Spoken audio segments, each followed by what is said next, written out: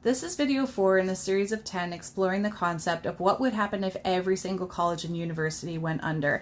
How would people go about getting a post-secondary education, and what would that look like?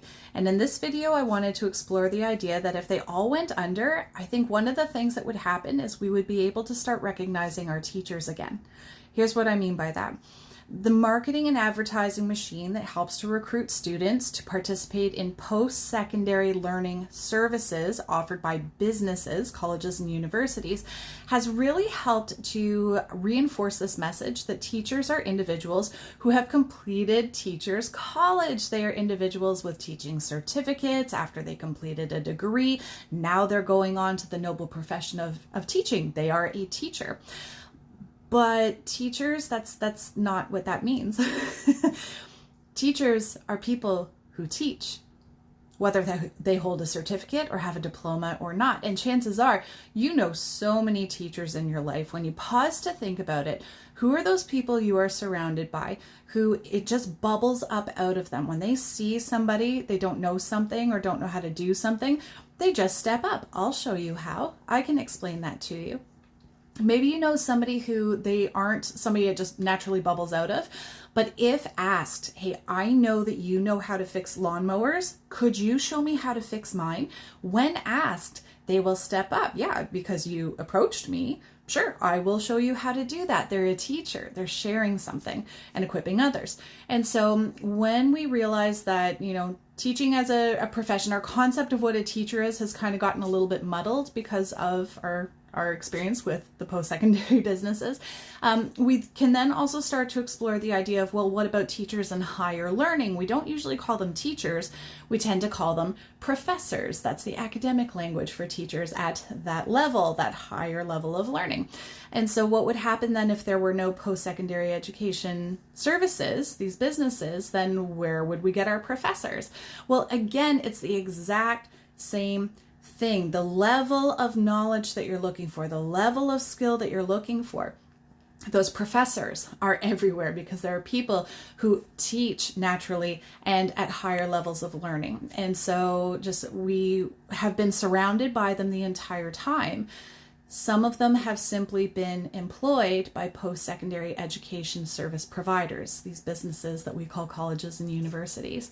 So if all of a sudden the concept of teaching certificates and degrees and teachers and professors all just sort of fell apart, I think we would actually have new, fresh, open eyes to see just how many teachers and professors we have been surrounded by the entire time.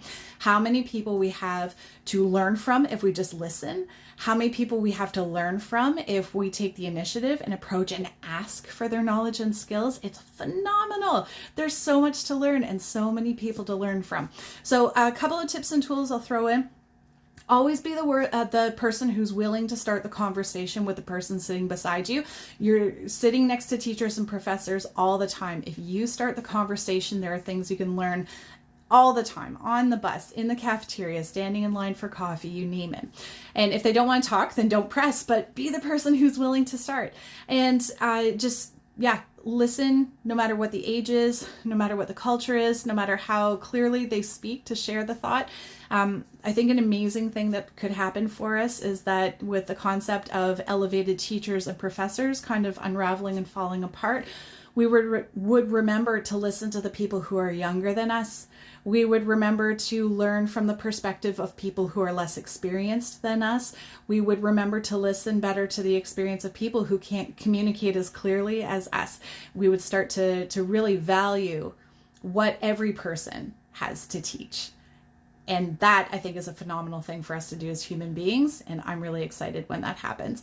So anyways, put all of that together. I think there's food for thought. And if you want to bulletproof yourself as far as, well, what if the education system as we know it really does start to unravel? There's some pretty interesting things happening financially for some very significant institutions.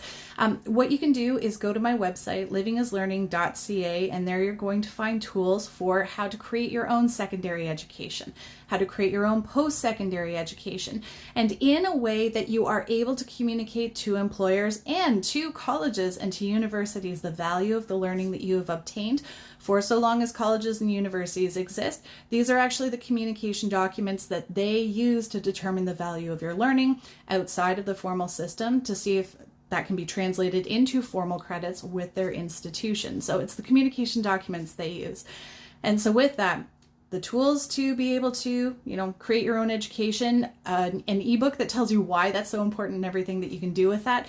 That's what's at that website. Go check out the tools there, and be sure to follow me here because soon I'll be making an announcement about the free templates that'll be available to you. So those communication documents with the templates, all the heavy lifting's been done for you, all the formatting is there, and you're just able to start filling in your learning experience and then start sharing it with the world.